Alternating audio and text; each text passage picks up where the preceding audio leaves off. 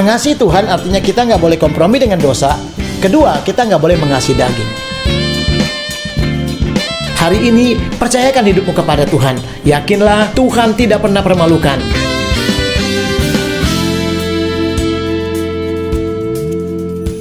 Puji Tuhan, saudara. Kembali lagi kita di Jalan Mazmur ini.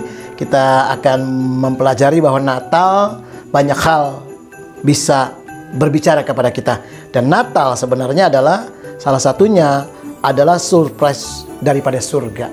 Kejutan daripada surga. Surprise daripada surga akan ditujukan kepada saudara. Itu sebabnya saya mengambil tema, saudara, surprise daripada surga. Ketika kita menyadari di suasana Natal ini, jangan pernah takut. Surga tidak akan pernah berdiam diri. Surga tidak hanya menjadi penonton, tetapi dengan kekuatan, kemuliaannya Tuhan sebagai Raja segala Raja akan menolong saudara dan memberkati kita. Sehingga saudara akan mengalami di tengah-tengah pergumulan berat ada surprise daripada surga. Saudara, bagaimana cara kita mengalami? Dua hal yang kita harus belajar, yaitu Tuhan. Yang pertama adalah Tuhan berbicara kepadamu.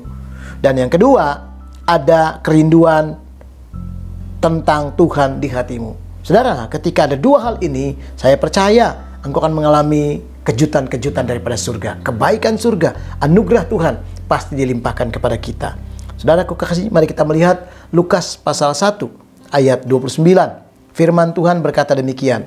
Maria terkejut mendengar perkataan itu, lalu bertanya di dalam hatinya, apakah arti salam itu? Maria terkejut. Ketika ada kunjungan malaikat Gabriel, Maria terkejut. Ini yang saya bilang bahwa ada sesuatu yang membuat saudara mungkin akan syok. Tapi syoknya itu bukan membuat saudara kita hancur, berat. Bukan. Syok itu kita terkagum-kagum.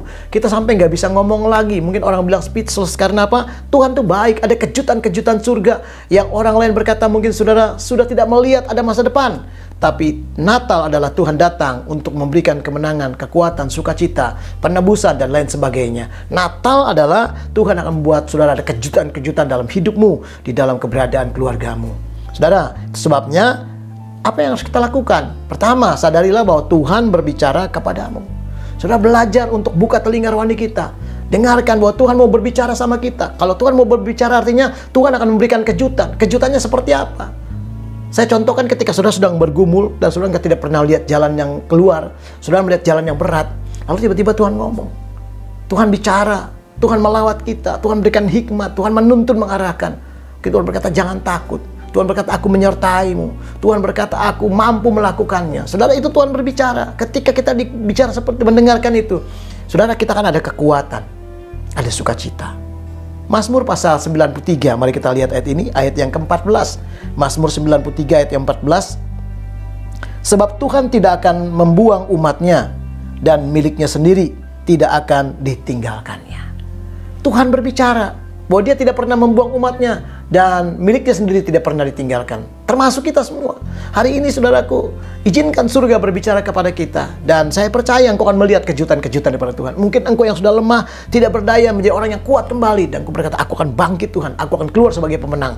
Karena aku sudah mendengar Tuhan bicara kepadaku. Tuhan sedang meneguhkan imanku. Tuhan sedang menguatkan aku. Dan percayalah saudara, kalau dia berbicara, dia tidak hanya berbicara. Dia akan buat jalan keluar. Dia akan buat saudaraku ada kemenangan. Asalkan kita hidup dalam ketaatan dan cinta akan Tuhan, mengasihi Tuhan, dan selalu bersyukur dalam keadaan apapun. Yang kedua, saudara, bagaimana supaya kita bisa mengalami kejutan daripada surga? Saudara, ada surprise daripada surga, ada kerinduan yang tentang Tuhan di hatimu. Tuhan lihat, saudara, apakah ada kerinduan tentang Tuhan di hati kita? Ada orang-orang berkata, aduh saya nggak punya waktu untuk bicara tentang Tuhan, saya sibuk dan lain sebagainya. Tetapi kalau kita mau melihat kejutan surga, buka hatimu, saudara. Punya kerinduan untuk mencari Tuhan, untuk tahu tentang Tuhan. Tuhan itu seperti apa sih?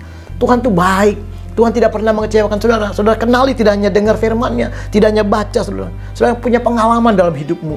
Punya setiap hari, engkau akan melihat, di tengah-tengah kesulitan sekalipun, engkau akan melihat Tuhan itu dahsyat buat setiap kita. Ada kerinduan, saudara, untuk yang tentang Tuhan di hatimu. Ketika ada kerinduan seperti itu luar biasa. Mazmur pasal 71 ayat yang kelima. Dengarkan firman ini. Sebab engkaulah harapanku, ya Tuhan, kepercayaanku sejak masa muda, ya Allah. Saudara, lihat. Yang kedua adalah ada kerinduan tentang Tuhan di hatimu. Saudara, Maka engkau lihat ketika seperti itu sama dengan Maria. Waktu Maria dia bertanya tadi di dalam Lukas 1:29, ya, dalam hatinya, apa arti salam itu? Itu Maria punya kerinduan di hatinya. Dia bertanya, apa sih maunya Tuhan? Apa sih maksudnya Tuhan? Sama saudara, ketika di hatimu ada lahir kerinduan untuk selalu, Tuhan, apa sih maunya Tuhan? Apa sih yang menjadi kehendak-Mu? Bagaimana cara supaya aku menyenangkan Engkau? Di tengah-tengah pergumulanku, apa yang Tuhan mau lakukan? Di tengah-tengah beban-beban hidupku, apa Tuhan yang harus kuperbuat untuk memuliakan Tuhan? Bertanya seperti itu, punya kerinduan seperti itu, ingin tahu tentang Tuhan seperti itu. Kalau engkau melakukannya, saudara, Tuhan tidak pernah meninggalkan kita. Tuhan bilang tadi, dikatakan di dalam Mazmur 71 ayat yang kelima, sebab Engkau harapanku, ya Tuhan, kepercayaanku sejak masa muda. Artinya saudara, Tuhan kepercayaan dan Tuhan pengharapan sejak masa muda.